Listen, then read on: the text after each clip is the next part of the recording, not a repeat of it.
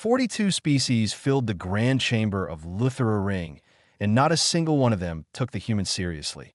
Ambassador Davi, Osei, stood at the lowest podium in the room. That was intentional. The Ilvari had designed the seating so that newer species stood below everyone else, forced to look up like children begging for attention. Davi was a tall man with deep brown skin and calm, steady eyes, but the architecture made him look small. That was also intentional. His aide, Rudelaine, stood 2 steps behind him. She was pale, red-haired, and had the kind of face that made people think she was not paying attention. She was always paying attention. On the far side of the human delegation sat Commander Priya Sandhu, wearing her dress uniform and keeping her hands perfectly still at her lap. Priya had a habit of smiling when she was angry, and right now, she was smiling very wide. The Ilvari High Tessellate glided to the central platform. The Ilvari were tall beings made of something like living crystal. Light passed through their bodies and came out in rainbow patterns that shifted with their moods. The High Tessellate was glowing a bright, confident gold. He raised one long, translucent arm, and the chamber fell silent. Friends of the Concord, he began, his voice resonating through the translation systems in a smooth, pleasant tone. We gather today to discuss the future safety and stability of our great union. And we must address a concern that has troubled the Ilvari combined for some time. A holographic display bloomed above the center of the chamber. It showed Earth, but not the Earth that Davi knew. Not the Earth that had rebuilt itself after the collapse years, that had cleaned its oceans and stitched its forests back together. No, this was the old Earth, the ugly Earth. The display showed mushroom clouds rising over cities. It showed oil-black rivers and skies choked with smoke.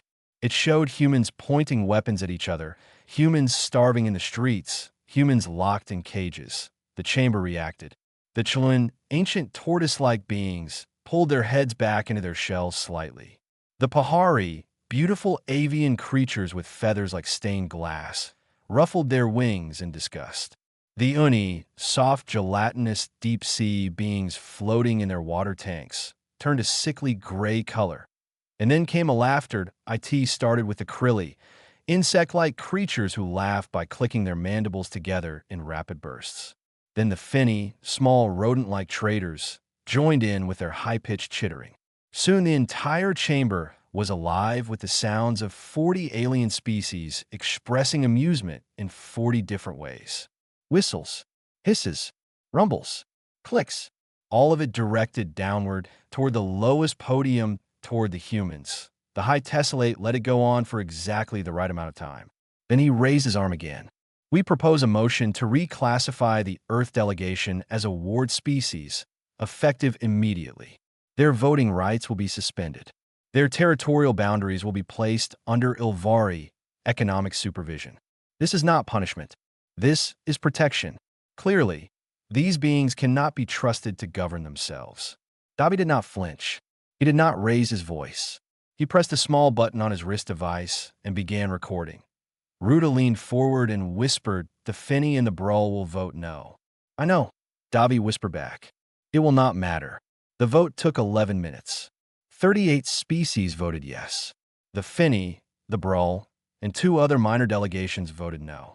Earth was not allowed to vote on its own reclassification. The chamber erupted in polite applause.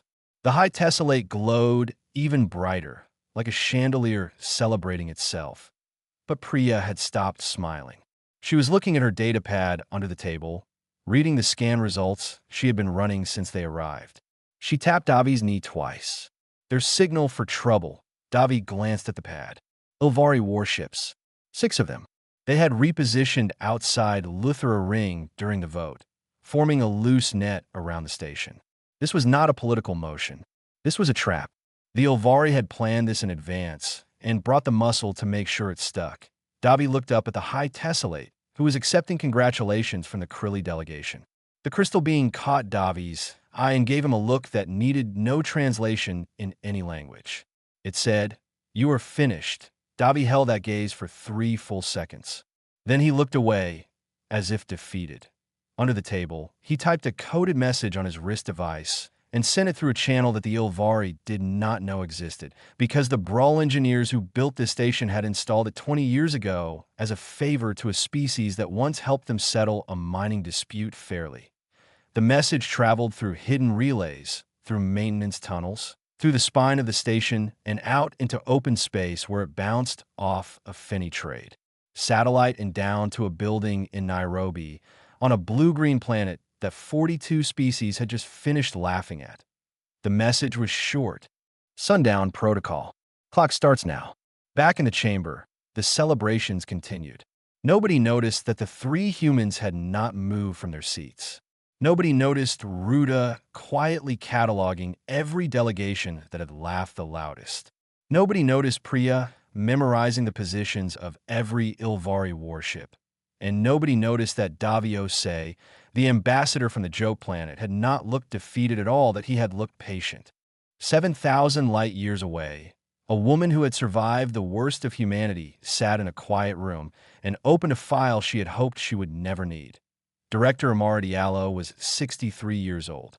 She had been born during the collapse years, when the oceans rose and the crops failed and half the governments on Earth fell apart in the span of a single decade. She had grown up in a refugee camp outside Dakar before the rebuilding began. She had watched humanity claw its way back from the edge with nothing but stubbornness and a refusal to die quietly.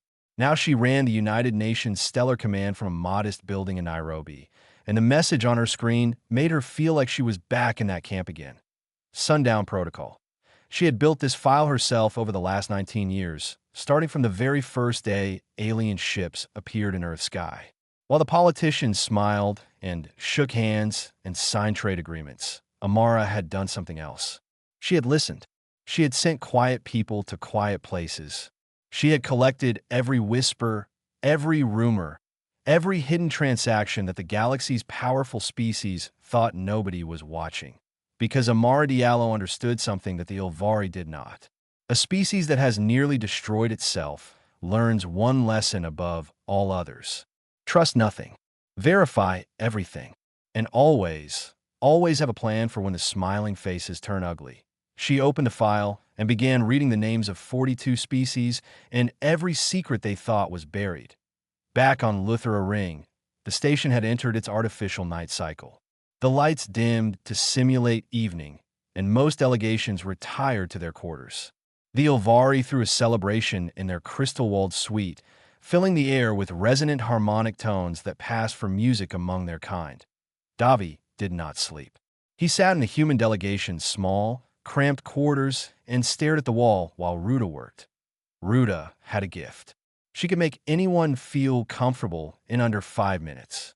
It was not charm exactly. It was something deeper. She listened in a way that made people feel seen, and in a galaxy full of species who had been ignored by the powerful for centuries, that was worth more than any weapon. She arranged her first meeting with the Uni delegation at a water filtration junction on the station's lower levels. The Uni ambassador, a shimmering blue being called Dalum, was nervous. His gelatinous body kept shifting shapes, a sign of anxiety in his species. "We cannot help you," Dalum said immediately. "The Ilvari control our shipping lanes. If we oppose them, our trade dies. Our people starve." Ruda did not argue. She simply asked, "How long have they controlled your shipping lanes?" 40 years. Since the route compact of Cycle 4012. Yes. And did you know that the Ilvari promised the same exclusive route access to the Krilli at the same time? They have been charging both your species full tariffs on lanes they told each of you were exclusively yours. Dalum went very still. His body stopped shifting. "You have proof of this?" "We have had proof for 6 years. Why did you not tell us?" Ruda met his eyes gently. "Because 6 years ago, you would not have believed anything a human told you. Tonight, after what happened in that chamber, I think you might." Dalum was quiet for a long time. Then his body flushed a deep, rich purple. Ruda did not know what that color meant, but she thought it looked like the color of someone making a decision. The same conversation happened 4 more times through the night. Ruda met the Pahari, who learned that Ilvari banks held fraudulent debt over their nesting worlds. She met the Chulun, who learned that their elections had been manipulated for 3 decades. She met the Soli, small amphibian beings, who discovered that an Ilvari mining company had been dumping toxic waste on their colony moon and blaming it on natural geological activity. Ruta did not threaten anyone. She did not demand loyalty. She simply handed them the truth and let them sit with it. While Ruta worked the diplomacy, Priya worked the hardware.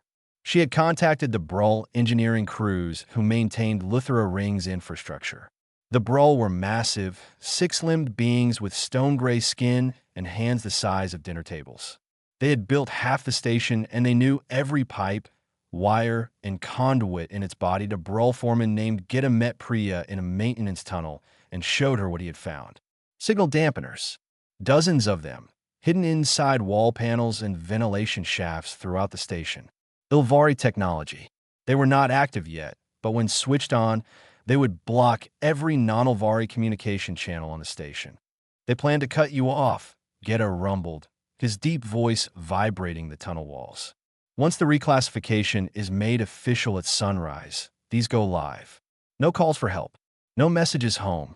Priya studied the devices. They were elegant, expensive, and they had been installed months ago. The Ilvari had been planning this long before today. Can you disable them? She asked. Geta made a sound like two boulders grinding together. It was a bro laugh. I can do better. I can replace them with fakes that look perfect on their scans, but do absolutely nothing. How long? Before sunrise. If my crew moves now. Priya shook his enormous hand. Then she went deeper into the maintenance logs and found something that turned her stomach cold. A weapons file. Kinetic strike coordinates aimed at 3 worlds. The Uni homeworld. The Pahari nesting planet. The Feni trade hub. A dead man's switch. Insurance, in case anyone tried to change their vote. She sent 2 words to Davi. It is worse. Davi read the message and closed his eyes for 10 seconds. When he opened them, they were hard and bright and absolutely certain. Then we make sure they all change at once. He said 0.11 hours remained until sunrise. The oldest living being on Luthra Ring had not spoken in 6 hours, and her silence was making everyone in the room afraid. Old Gasa of the Chiluan sat in her quarters like a mountain that had decided to think. Her shell was the color of dark stone, cracked and scarred from 400 years of living. Her eyes, small and black and deeply set, had not blinked since Ruta Lane placed the data tablet in front of her and stepped back. The tablet showed 30 years of evidence. Election records from the Chiluan homeworld, cross-referenced with Ilvari communication logs. Financial transfers to puppet candidates. Fabricated scandals used to destroy honest leaders. An entire generation of Chiluan politics, carefully and invisibly shaped by Ilvari hands. 2 young Chiluan aides stood in the corner, looking at old Gasa the way people look at a storm that has not yet decided where to land. Finally, Gasa spoke. Her voice was like gravel being poured slowly into a deep well. How long have you known? Ruta had stayed in the room the entire 6 hours. She had not sat down. She had not checked her device. She had simply waited, because some things deserve patience. 7 years, Ruta said, and you told no one. It was not our secret to use. Not until it mattered. Gasa looked at Ruta for a long time. Chiluan could read faces the way humans read books, and whatever she saw in Ruta's face seemed to settle something inside her. She picked up the data tablet with one massive, clawed hand and held it against her chest, close to where her heart would be. What do you need from us? Gasa asked. Nothing tonight. Just your presence at sunrise. And your voice. Gasa made a sound that was not quite a laugh. My voice has not been quiet for 4 centuries. It will not be quiet tomorrow. Ruta bowed and left. She had 3 more meetings before the night cycle ended. Across the station, Priya was crawling through a ventilation shaft behind a Brull engineer named Geta, who was somehow fitting his enormous body through spaces that should have been too small for him. Brull, Priya was learning, could compress their joints in ways that looked painful but apparently were not. They had already replaced 19 signal dampeners with Geta's fakes. 11 remained. The work was slow because the Ilvari had hidden the devices well, tucking them into junction boxes and behind maintenance panels and sections of the station that were rarely visited. Your people build sneaky things, Geta muttered as he pried open another panel. The Ilvari are not my people, Priya said. I meant humans. Priya blinked. We did not build these. No, but you found them. Every species on this station walked past these walls for months and noticed nothing. You have been here 11 months, and you found them in one night. Geta looked at her over his shoulder. His eyes were like two dark stones set deep in his gray face. That is what I mean by sneaky. Priya was not sure if it was a compliment, but she took it as one. While they worked, Priya explained the kinetic strike problem to Geta. 3 worlds targeted. A dead man switch that the Ilvari military could trigger if any delegation reversed its vote individually. The only way to make it meaningless was to ensure every defection happened simultaneously. If 15 species pulled out at once, the Ilvari could not strike them all. They did not have enough weapons, and the political cost of attacking 15 worlds at the same time would be catastrophic even for them. Geta listened and then asked a question that surprised Priya. What about your world? What about it? Earth is not on the target list. You could walk away. Let the others fight their own battle. You're already classified as a ward species. You have nothing left to lose and nothing to gain by helping them. Priya stopped crawling and looked at him. She thought about how to explain it and then decided the simple truth was best. Geta, where I come from, there's an old saying. When your neighbor's house is on fire, you do not check if they were nice to you before you grab a bucket. Geta stared at her. Then he made that grinding boulder sound again, his deep laugh. I will remember that, he said. It is a good saying for a species that has only been in space for 60 years. By the 4th hour of the night cycle, Ruta had visited 9 delegations. Not all of them agreed. The Krilli refused to meet with her at all, too deeply embedded in Ilvari trade networks to risk it. The Vashi, tall and thin beings who communicated through color changes in their skin, listened politely and said they needed time to think, which Ruta understood meant they were afraid but not ready to admit it. But 9 said yes.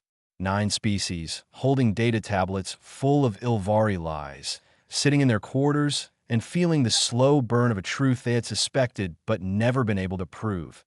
Davi received Ruta's updates in real time. 9 was not enough. He needed at least 14 to make the simultaneous withdrawal work. 14 species pulling out at once would stretch the Ilvari response too thin.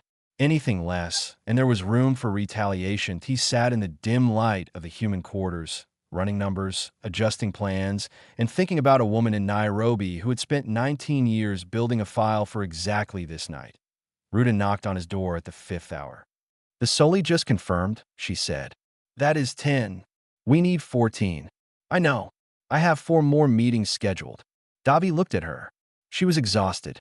Her red hair was coming loose from its tie, and there were dark circles under her eyes.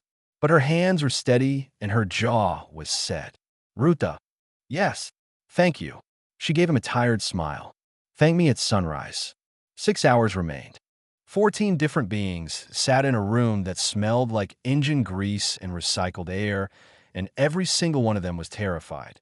The meeting point was deep in the maintenance levels of Luthra Ring, in a cargo bay that the Brull had carved out decades ago for storing mining equipment. The walls were raw metal. The lighting was harsh and industrial.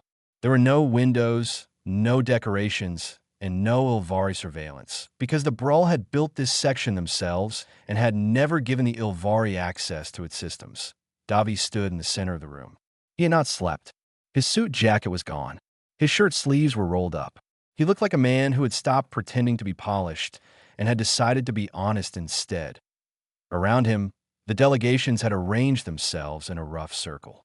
The Uni ambassador Dalum floated in a portable water tank, his gelatinous body rippling with visible tremors. The Pahari ambassador, a striking being named Lessie, kept folding and unfolding her wing claws, the stained glass feathers catching the harsh light. Old Gasa sat like a boulder, unmoving, watching everything. The Feni delegation, 3 small creatures who barely reached Davi's knee, huddled together with their tails wrapped around each other for comfort. The Soli representative, an amphibian being with moist green skin and wide golden eyes, spoke first. If we do this and it fails, our worlds burn. You understand this, yes? Not your world. Ours. Davi nodded. I understand. Then why should we trust you? Your species has been in space for 60 years. You are children. You know nothing about the Ilvari. You are right, Davi said. We are children. But we are children who grew up in a very dangerous house. He looked around the room. Every eye, every sensor, every trembling body was focused on him. He took a breath. I'm not going to give you a speech about how brave humans are. We are not especially brave. We are afraid right now, just like you. I'm not going to tell you that we have a perfect plan because we do not. What I'm going to tell you is a story, and you can decide for yourselves what it means. He paused. The room was silent except for the hum of the station's engines far below. 300 years ago, on Earth, one group of humans owned another group of humans. They bought them and sold them like cargo. They beat them. They killed their children. And they told them every single day that this was the natural order of things, that some beings were meant to rule and some were meant to serve. The Uni shifted colors. The Pahari went still. It took 200 years to end it. 200 years of people standing up and being knocked down and standing up again. People who had nothing. People who had every reason to give up and accept that the powerful would always win. But they did not give up. They fought with words and with laws and with their own bodies. And eventually the ones who said the natural order cannot be changed were proven wrong. Davi looked at Dallum. 50 years ago, humans nearly made our own planet unlivable. We poisoned our air, our water, our soil. The scientists said we had passed the point of no return. That was too late. And for a while, it looked like they were right. Millions died. Governments fell. There were years when people ate whatever they could find and hoped to survive until morning. His voice did not shake, but it grew quieter, and the room leaned in to hear him. But we did not die. Some small, stubborn group of people in every country and every ruined city said no. Not like this. And they rebuilt. Not because they were special. Not because they had technology or power or allies. Because they refused to stay broken. He spread his hands. That is all I can offer you. Not strength. Not a guarantee. Just the knowledge that we have been exactly where you are right now. Under someone's heel. Told that we are lesser. Told to be grateful for the scraps we receive. And we burned that world down and built something better from what was left. Olgasa spoke. Her gravel voice filled the metal room. And if we burn and there is nothing left to build from? Davi met her eyes. Then we burn together. Earth's fleet is behind the moon right now. 12 ships. If the Ilvari strike your worlds, they strike ours too. We are not asking you to take a risk. We are not willing to share. Silence. Lessie the Pahari unfolded her wings slowly. In her species, it was a gesture of decision. What is the plan? Davi laid it out.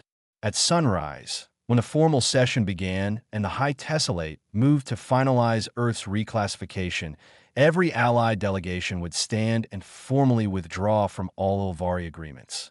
Trade pacts, defense compacts, debt arrangements, everything, all at once, simultaneously. The Ilvari could not retaliate against 15 worlds at the same time. Their kinetic strike package could hit 3 targets, not 15. And if they choose those 3, Dallum asked, his voice trembling through the water. Then Earth's fleet engages, Priya said from the doorway, where she had been standing with her arms crossed. And the Brol mining fleet is on standby. Get has already called them. Old Gasa looked at Davi one more time. Your species is very young, she said, but you carry old scars. Davi nodded. Every scar is a lesson we refuse to forget. One by one, the delegations agreed. Not with roaring confidence. Not with speeches or declarations. With quiet nods and trembling hands and the simple, terrifying decision to trust someone. 14 species. 14 acts of faith. 3 hours remained until sunrise. The first artificial light of the new cycle touched the grand chamber of Luthra Ring at exactly the 6th hour, and the High Tessellate was already glowing. He stood on the central platform, his crystalline body shining a deep, triumphant gold that cast long-colored shadows across the polished floor. Around him, 42 delegations filed into their seats. The chamber hummed with quiet conversation and the rustle of alien bodies settling into place. The High Tessellate had prepared a short speech. He had rehearsed it twice. It was gracious and merciful in tone, because the Ilvari understood that the best way to control a defeated species was to make the defeat feel like a kindness. He would formally accept Earth as a ward species, assign an Ilvari oversight committee, and move on to the next item on the agenda before the humans could even process what had happened. He looked down at the lowest podium. The three humans were in their seats. The ambassador looked tired. The red-haired woman looked like she had not slept. The military one was sitting very straight with her hands folded. They looked, the High Tessellate thought, exactly like a defeated delegation should look. He began his speech. Friends of the Concord, we gather this morning to formalize the measures approved in yesterday's historic vote. The reclassification of Earth as a ward species will now. I would like to thank the Ilvari delegation for their motion. The voice came from the lowest podium. Daviose had not raised his hand. He had not requested the floor. He simply stood and spoke, and his voice carried through the chamber's acoustics with a clarity that made every head turn. The High Tessellate stopped. His glow flickered for just a moment, a brief shift from gold to pale blue, before he recovered. The Earth delegation does not have speaking privileges under their current. It has been deeply educational, Davi continued, as if the High Tessellate had not spoken at all. Not just for us, for everyone. He nodded once. A small gesture. Almost nothing. The Uni ambassador rose first. Dalam's portable water tank hummed as it lifted to full height, and his gelatinous body had turned a color that no one in the chamber had ever seen from an Uni before. It was red. Deep, burning red. The Uni Federation formally dissolves all trade agreements with the Ilvari Combine, effective immediately, Dalam said. His voice shook. His body trembled. But he did not sit down. The chamber went silent. Then Lessie of the Pahari stood. Her stained glass wings spread wide, catching the artificial sunrise and scattering light across the chamber in a display that looked like it had been designed for exactly this moment. The Pahari Collective withdraws from the Ilvari Defense Compact and all associated financial arrangements. The High Tessellate's body cracked, not metaphorically. An actual fracture line appeared along his left arm, thin as a hair, the crystal splitting under stress. His color shifted from gold to a rapid, panicked flashing of blue and white. Old Gossa stood. She moved slowly because she was 400 years old and because she wanted every eye in the room to watch her rise. When she reached her full height, she was the tallest being in the chamber. The Chiluan elders dissolve all political and economic ties with the Ilvari combine. She paused and held up a data tablet. And we submit into the public record evidence of Ilvari interference in Chilean elections spanning 30 years. She began to read the evidence aloud, slowly, deliberately, in a voice that rumbled through the chamber like distant thunder. The High Tessellate turned to his communication officer and made a sharp, panicked gesture. Contact the fleet. The officer's hands moved across his device. Nothing happened. He tried again. Nothing could I end the maintenance levels below the chamber. Get the Brawl sat next to a wall panel full of fake signal dampeners and ate a sandwich-sized piece of mineral rock, listening to the proceedings through an open audio feed. He chuckled, and the sound vibrated through 3 floors, one by one. The delegations rose. The Soli, the Feni, the Brawl themselves, with a statement so short it was almost rude. We are done with you. Species that had been silent for decades stood and spoke. Species that had been afraid found that the fear was still there, but that they could stand anyway. 14 species renounced their pacts in 17 minutes. Trade agreements, defense compacts, debt arrangements, generations of Ilvari control, unraveled in the time it takes to eat breakfast. The High Tessellate's body was fracturing visibly now, cracks spreading across his torso and arms like ice breaking in spring. His light had gone completely white, pulsing rapidly, the Ilvari equivalent of a scream. Outside the station, the Ilvari military commander on the lead warship received no orders from the High Tessellate. The dampeners were blocking Ilvari channels perfectly. Acting on his own authority, he fired a warning shot toward the station. A kinetic round, fast and bright, streaking toward Luthra Ringed, a Brull mining vessel slid into its path. The round hit the ship's reinforced hull and did absolutely nothing. The pilot, a Broll woman with a voice like an avalanche, opened a channel to the Ilvari warship. "You will have to do better than that," she said. "We eat asteroids for breakfast." Then the space behind Luthra Ring's moon lit up. 12 ships emerged from the dark, running on systems so old and analog that the Ilvari had never thought to scan for them. They were not beautiful ships. They were ugly, blocky, covered in welded armor plates and weapons that looked like they had been bolted on by hand. Priya's voice cut across every open channel in the sector. "This is the Earth vessel Steadfast. We strongly recommend a ceasefire." The Ilvari fleet did not fire again in the Grand Chamber. The High Tessellate collapsed. His crystalline body shattered along every fracture line, and he fell to the platform in a cascade of glittering shards, still alive but broken, carried away by his attendants while the chamber watched in absolute silence. Davi had not moved from his podium. He stood exactly where he had stood when 42 species laughed at him. The lowest point in the room did not feel low anymore. 3 days after the Grand Chamber fell silent, the galaxy was still trying to understand what had happened. News feeds across 100 worlds carried the same footage. Crystal shards on a polished floor. Alien delegates standing one after another like dominoes falling in reverse. A fleet of ugly human ships hanging in space with their weapons pointed at the most powerful navy in the sector.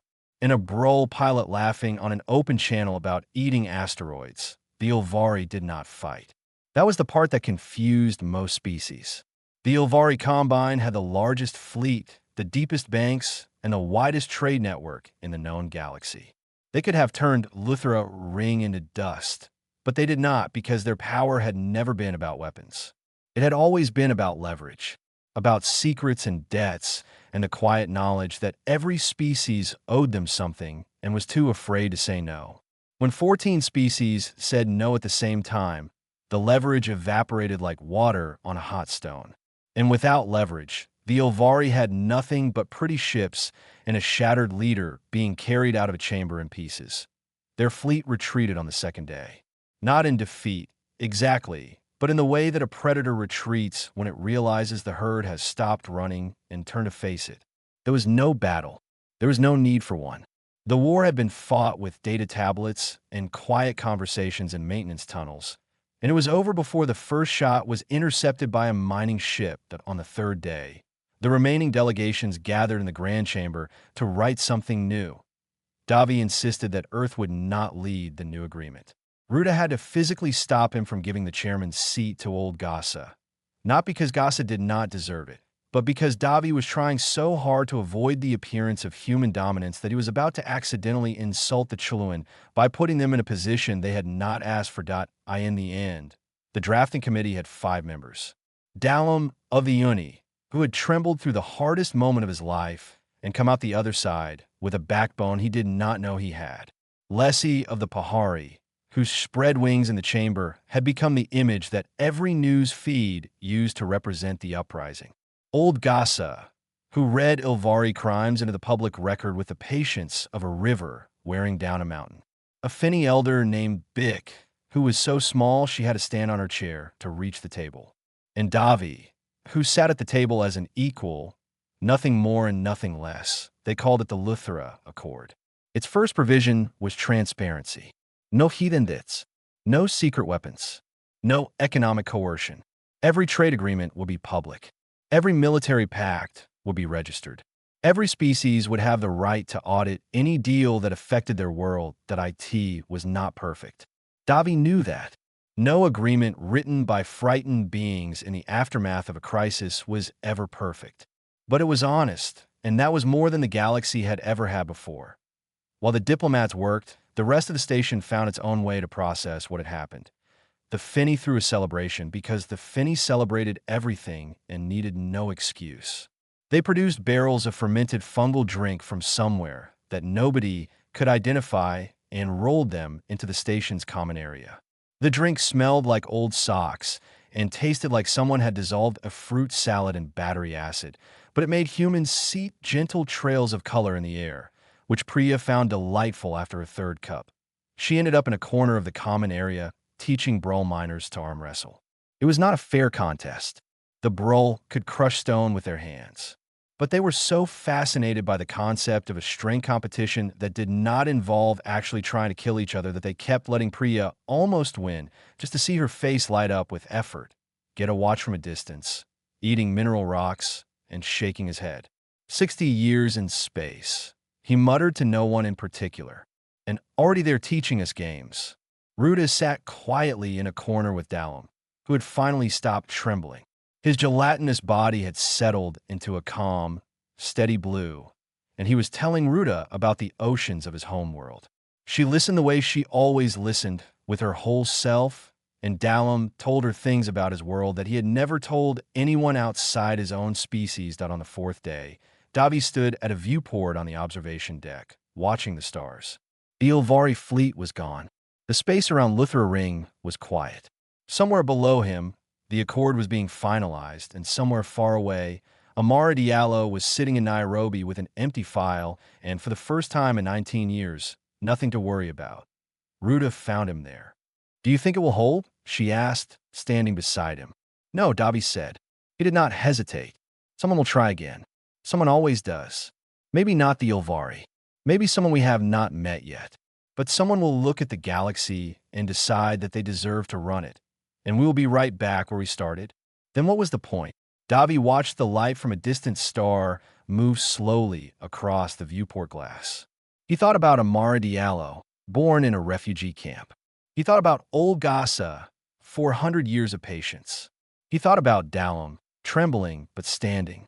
He thought about a Brull pilot laughing in the face of a warship. The point is that today, 14 species learned they could say no. That is not a treaty, Ruda. That is a fire. And fires, once lit, are very hard to put out. Below them, the golden light of the station's artificial sunrise washed across the grand chamber, where the Luthra Accord was signed by 14 species and witnessed by 20 more. And in the back of the gallery, standing on her chair to see over the crowd, a young Finny watched the human delegation with bright, curious eyes. She did not understand everything that had happened. She was too young for that. But she understood that something had changed, and she wanted to remember exactly how it felt. She was already learning. She would not forget.